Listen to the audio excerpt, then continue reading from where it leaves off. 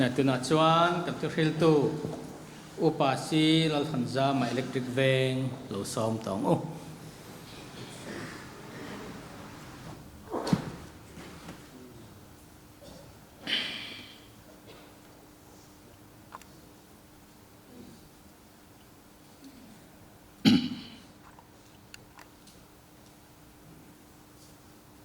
zanina Central Presbytery ho tu ten helai muna pathian tu cha soi tur min han ruat hi om lo hian ka in riang reng khop maya in chu ba ka chuan helai muna han ding tur hian ka in fit loin ka re boka arasat na le dam lo na te awang te in cái mà ni có khẩn làm phê chuan min trong trai sắc na sa lẽ ni đi kha ka han soi mà sa doa elai muna kan han din ta ka chuan kan thu cha soi tura karon than chu ko ran pathian kho pui di ani a e thu ka thlang hi ka thlang fu viewing kan in ria a chan chu chol ni chnu a kan thu pui tura khan sinotin ko ran lut na te kha an ron thlanga chu wangin ko ran pathian kho pui te kan thlang hi thlang hu le a kan in ngai ani pathian thu thiang lim ilo ngai thang u sam som riat pasari na chang khata tanga chang thum alung phum chutlang thiang lima chuan om lalpa chuan zaon ku kong khar te chu zakop ho zong zong ain angai na zo kani o pathian kho pui i chung chang thu ro pui takin an soi thi na ni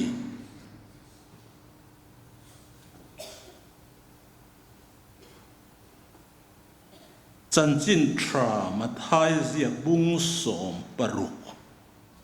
chang som pathuma tang hian pathian thu i lo ngai thak chun zomang u ini suat chu Philippa Kaisari bial chu lo thlen chuan zirtir te nena mi ten mi hring fa pa hi tunge ani anti ti ina zota ten ni chuan then khatin baptist tu zohon ani anti a then khatin Eliza ani anti a then khatin Jeremiah emo zol nei tu emo ani anti a ti in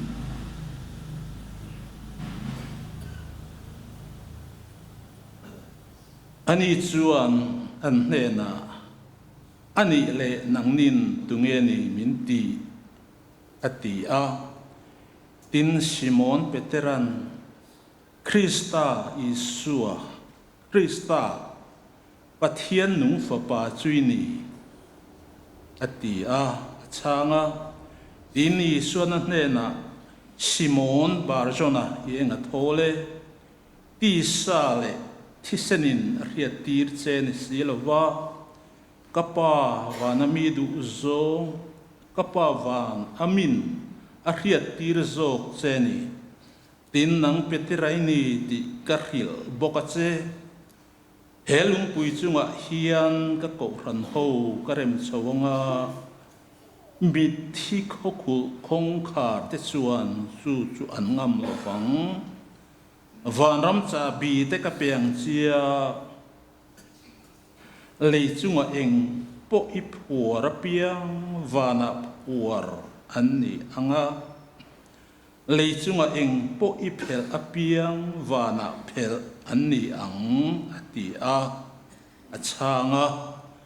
thu thiang rim kan ngai thak tak te kan zatan lalpan malmin som sakro se amen pathian mai ku nang u pathian ne ne tum trai u lalpa kan pathian min mangai tu zan ina hei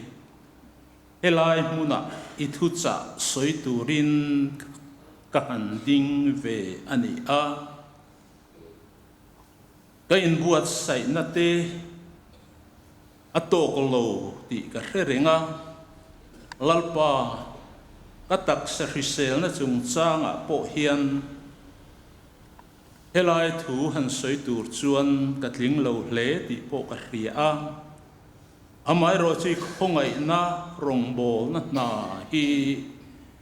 han phat san chi kan ni in ka hlelowa e ang tok te in I thu cha puang chuak turin helai muna ngalo ding ani nangin kan thu soi tur te mal som la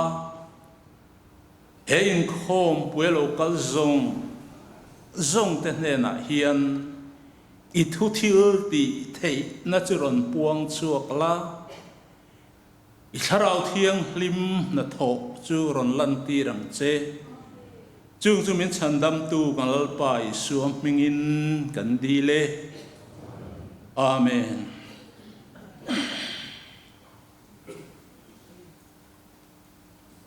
zan ina hian kan han tar lan tak ang khan kan thu pui tu achu ko ran pathian kho pui ti ani a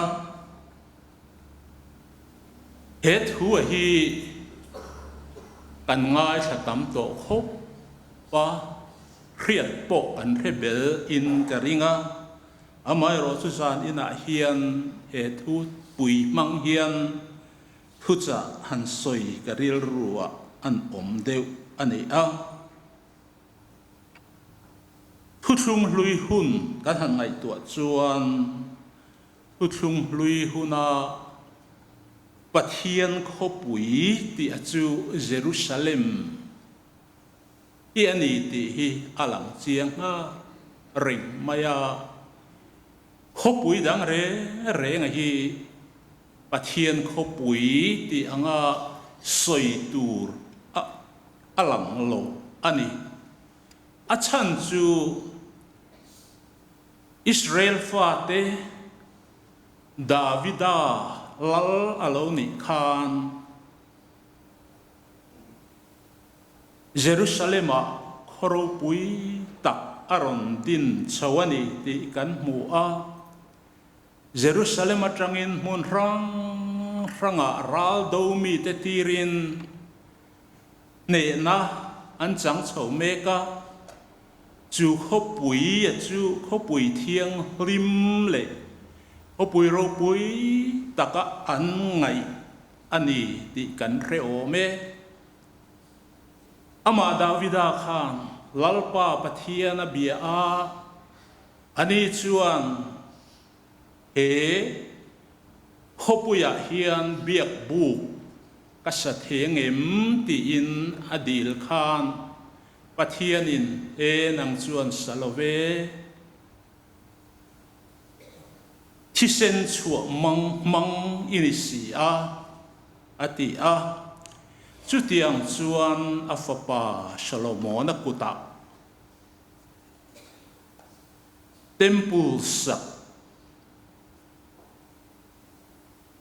temple satur khan ruang manna asiam ta ani ti kan ria Solomon an temple ansa a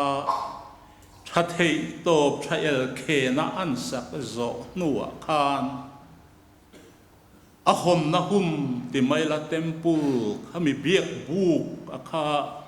a hom na a han siam don khan pathianina Israel fate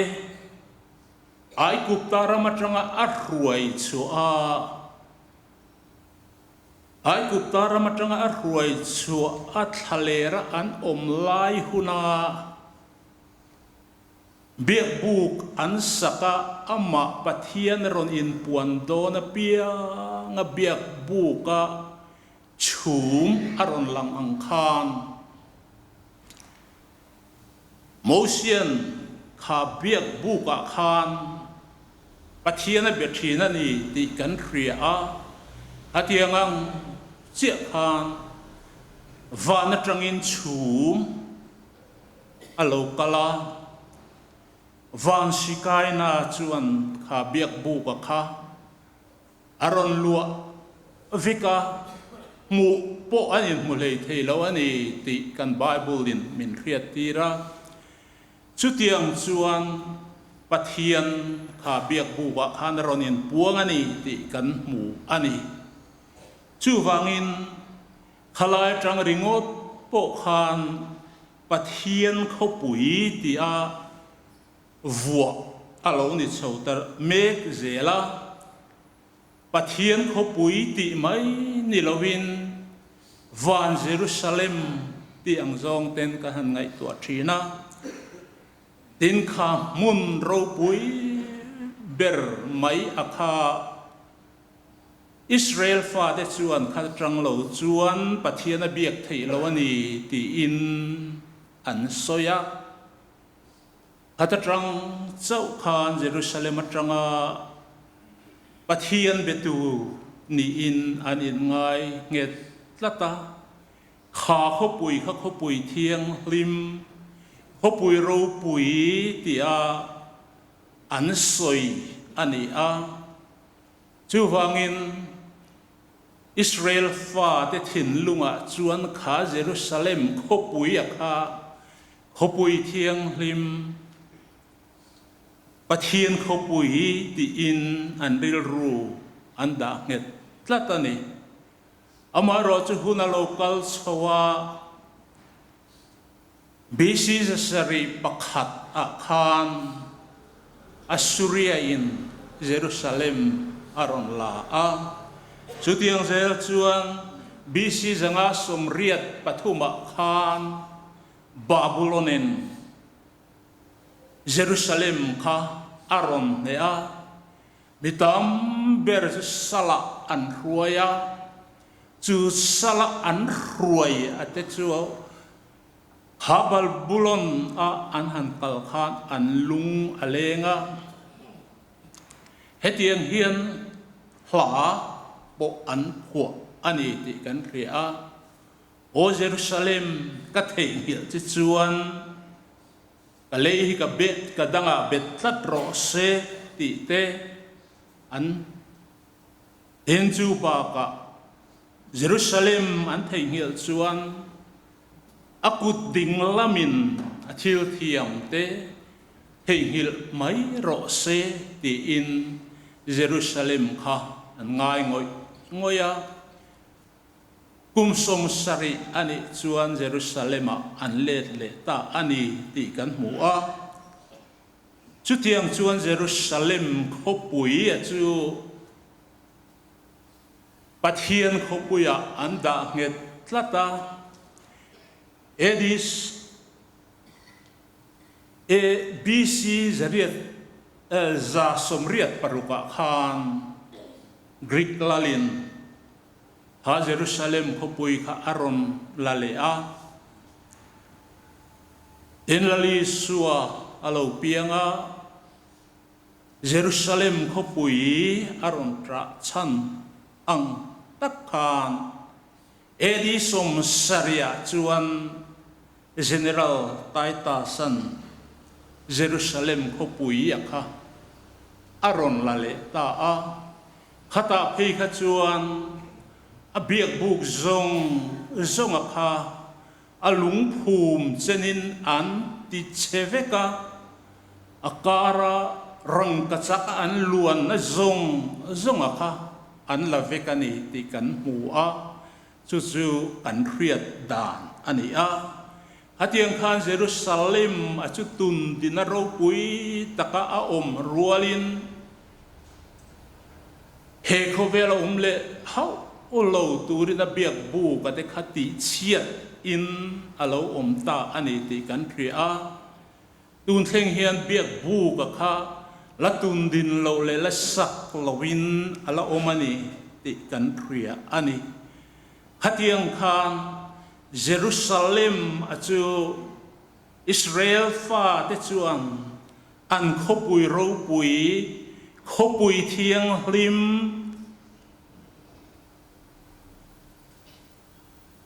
kha Jerusalem atang chawa pathian biak na hun an man thei na ni a an ngai akha ani a mundang atangin pathian biak thei a an ngai lo rim imani chu tiang khopan ngai ro pui chu edi som sari chu an lo cheta pathian khopui chu ni ta sela khang khalal pa pathianin ala tung ding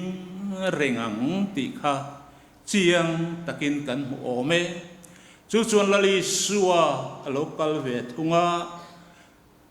lali suan he khove la a local khan ako ran ho din turin etiang hiam aron in buat sai chho ani ti kan mu a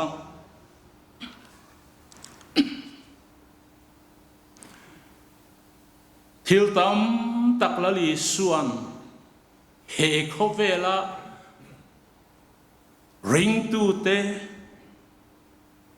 chan chin tra ina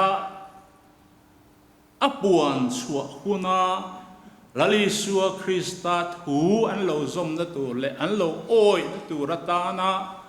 in buat sain ko ran ho din tura aron in buat sai na thu tam tak etiang hian kan mu ani aram le afel na chu zong ma sa zo kro u ti chuan chung zong chu apek bel chang che u aron ti a khami thu aron puan chu ringot apo kha zanina hian keini ko ran ho ti hian zir tham a omin alam ani engatinge ganti chuan mi ring himani taksa san zong hi tong khat po a isang thelo kan ni a kan ele bar zon na kong te kan sile fen te kan lung kham trin ani khang kan lung kham a han zia tak takanei lo ani ti in kan lali suan aron soya chu wangin hengin tak sa thua in lung kham trin te in sil fen thua in lung kham trin te hi zenei lo ani a in thil ti tur masaber chu aram le afel na in zon masak a hiapoi mo ani sumi aram le afel na in zon chuan in mamo chu pa in a reveka chu wangin pa chuan engkim apek bel cha don chewani ti in mi hring din mun aram le afel na jong ma sa turin tan pathian thu chuan lali su Krista chuan amite ne na thu aron soi a in thil tam tak azir tira chunga chun trong trai dan te po hetiang hian azir tira farisai te angin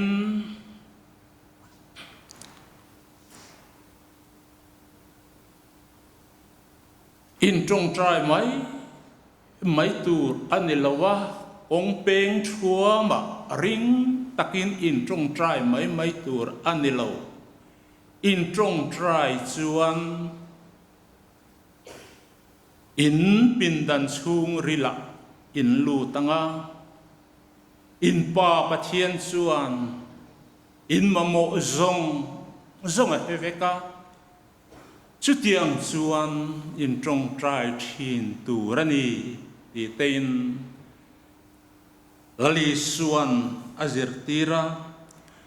in ring tu te chu khovel eng an ni thu te ron tar langin sum le pai hau sak na chung changa kan ni tur le kan kal phung tur te lali suwa hian aron zir tira ni ti kan mu a khatiang khan lali suan he khovel a local khan ko ran aron din don khan thil tam tak aron zir tir lo kani ti chiang takin kan mu ani chu chuan mathaya bung som paruk thua ka hantar lan tak a khan ko ran din zia etiang hian aron soi ani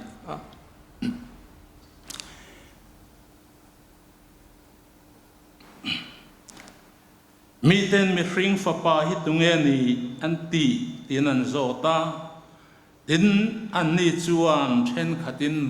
then khatin baptist tu zohana ani anti a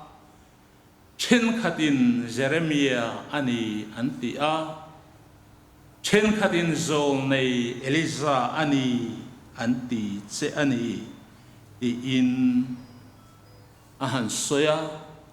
amaro su azir tir te na chuan nangin tunge ani minti tian zo khan Simon Peteran Krista pathian nung fa pa chui ni e ti in aron tarlang ani ti kan thria a kan mu a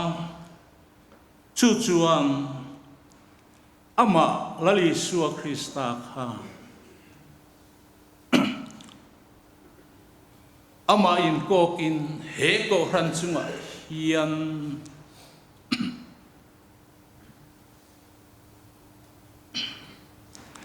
helung pui chunga hian ka ko ran ho karem chawanga mithiko khokul kong khar ten an ngam lovang ti in aron soi ta a chu chuan lali suwa khan ama in kokin he ko ran ati ko ran chu ama nge rem chau alo ni tur thu ron tar langin petera te na chuan van ram cha bi ka kol ti rang chia lien phur pia lea phur ani anga len phur chu vana phur ani don ani ti in kan lalpai su Krista chuan petera te na khan chan jin tra ani a an oi huna le an rin huna chuan he khobela chan jin tra an puan dar huna chuan leya an phuar chu vana po phuar ani don ani ti in aron tar langa chu chuan lali suwa Krista chuan he khovela anun na Calvary tlanga aron tleng tleitla a cross a khen be in alo ta ani ti kan ria a chu cross a khen be a na chan na chu nang ma le ki ma misual kan ni na awang ani ti chiang takit kan mu ani sam ziak tu chuan hetiang hian soya ngai te kholo na dinin ka oma kanun sualin mi paya ti in aron soya tindir ko pola chuan hetiang hian aron soi boka rombong bung thum thua khan hetiang hian kan mu a mi hring hi mi su kan ni thu hetiang hian ron tar langa tu ma mi fel tak reng an lo pakhat ma nom ho lo tu ma he thiam reng an lo tu ma pathian zong reng anom lo ani lo laman peng ta veka ing ma tlak tlai loin anom ta veka tu ma thil tha ti reng anom lo pakhat ma anom hau lo an rok chu thlan in hong ani a an lein bum na thu an soya an kam chunga ru tu ra oma an ka chu an chelo nai na khata an ke chu thi sen chuak tu na pen chaka an konga chuan bora na le reom na oma khamuan na kongpon hello an min mua pathian tri na re a om lo ti in pir ko pola khan rom mi te nena mi ring din mun aron soya chu din mun a chu kan din mun ani me avangin lalisu Krista cross a ken bea a akha kha ator na a khan chandam an lo ni ti hi chiang takin kan muthei ome isai bung som nga pathum thu a chuan hetiang hian kan mu a ani chuan kan na te purin kan lungai na te po apur nge ya nima sela ke ni chuan lungai na tlak buaka pathian buaka ti re theya kan ngai si a nima sela ni chu kan bo chiat na te wangin hliamin oma kan kholo na tura buak tlin oma kan thamuan na tur thun na chu chunga atla a avuak na vua te ti damin kan omta ti in ron soya chumi mai po chu ladu to klovin zol na isai chuan anza hian bera mangin kan fak bova ma ni kong ponga kan peng thewa lalpa chuan chung chu kan za a kholo na chu achunga angata ti in aron tar langa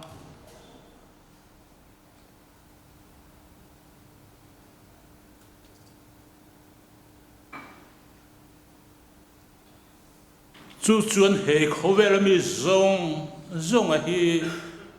lali suwa Krista zara thiam changa kan ni ti hi chiang takin minon riat tira he khovel lali suan achua san khan hetiang hian azir tir te nena thu anut sia bok ani kha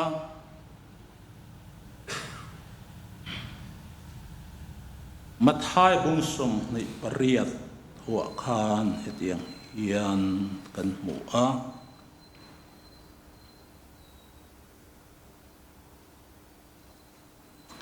chan chin tra ril tura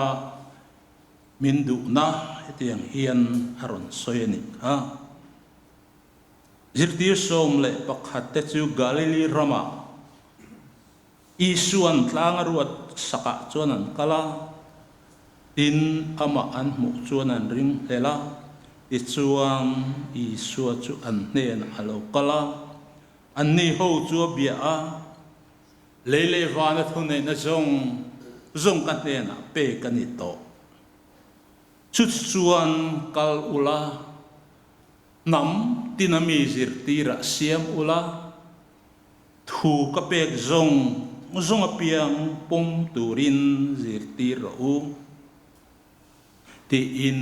asoyeni kan mu chu chuan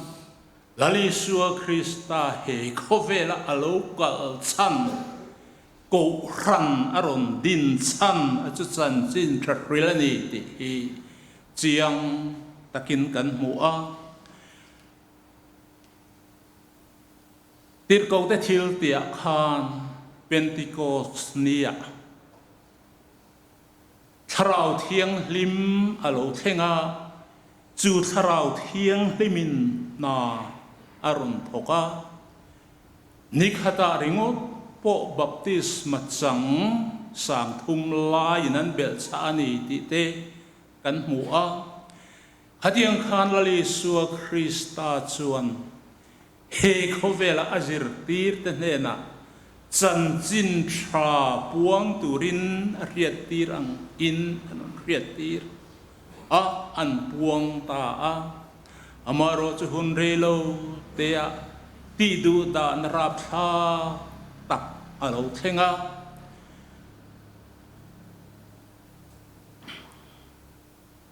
chu ti du da narap tha tak Jerusalem chuan alo thlengin ring tu te chu he khovel mun rang ranga rom rama te chuan an lo tar ta a ka ngai tu a thina rom kho pue ti du da na han tor rap tha ka zia kha al som pathum zetin ring tu te ti du da na ahan tor tirta ani ti kan mu a an ennom chuana te chuan collegium te chuan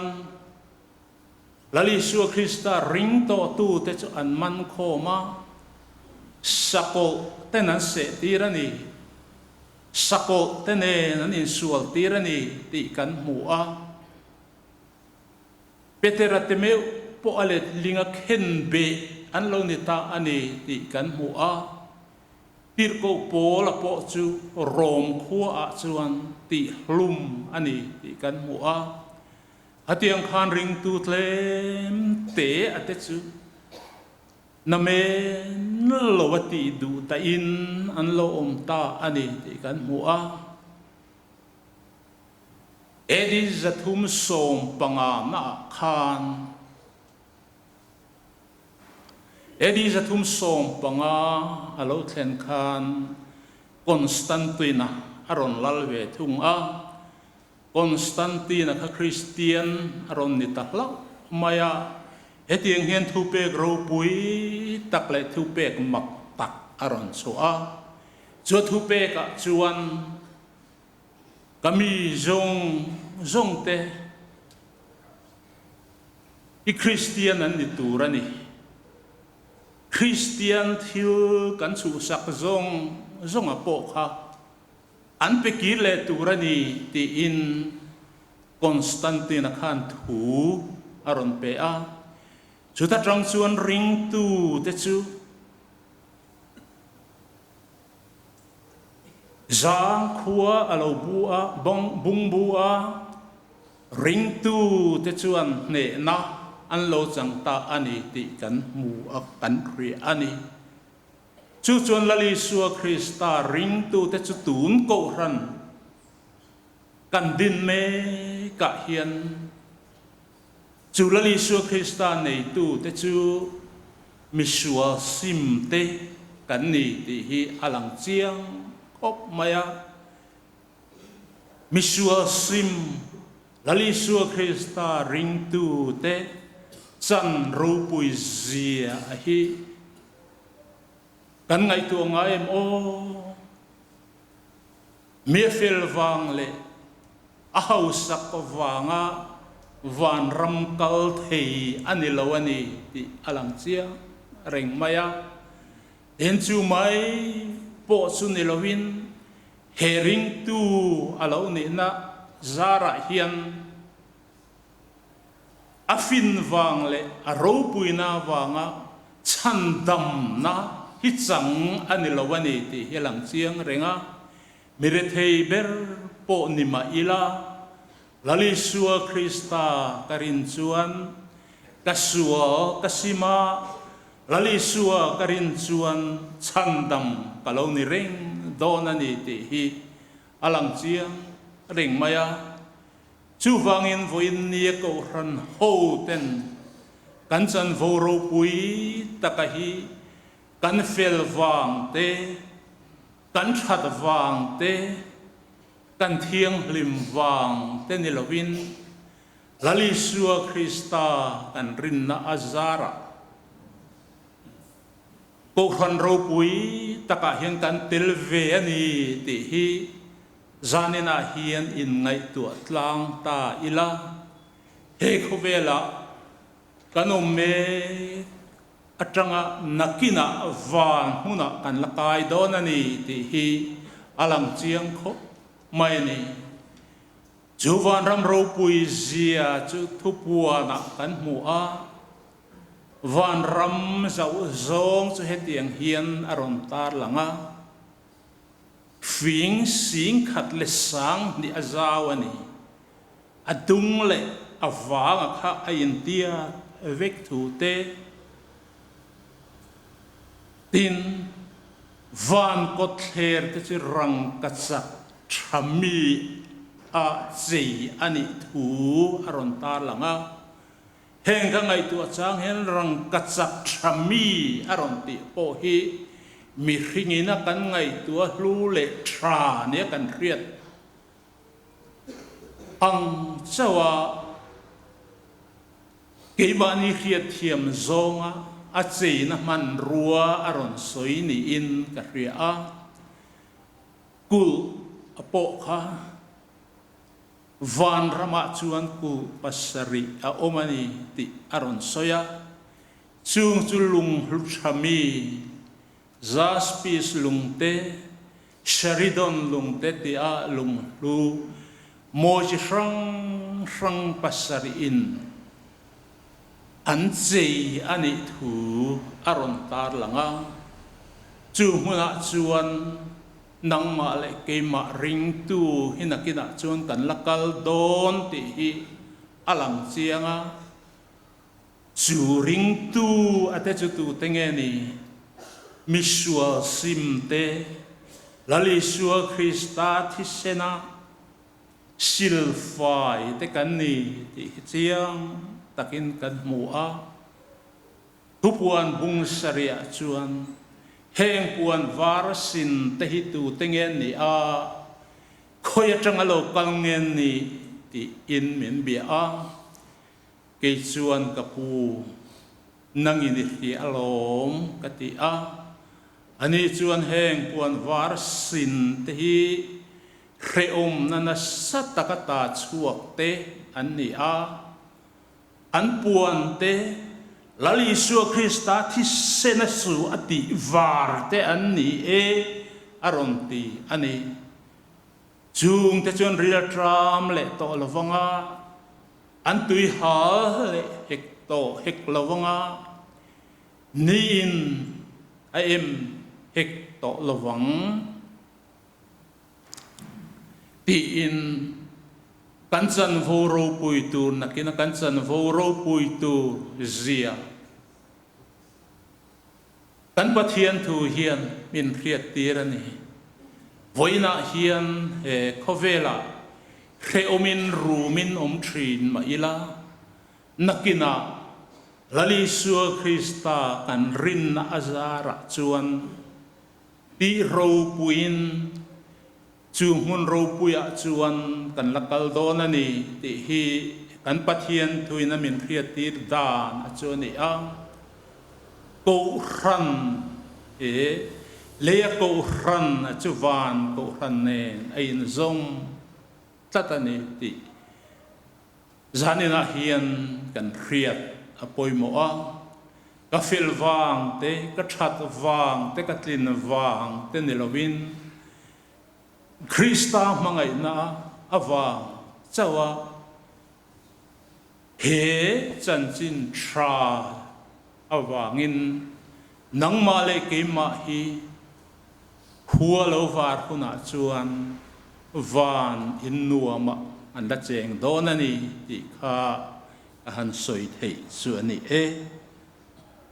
kan thu soi te kan za tan lalpan malmin som sakro se amen.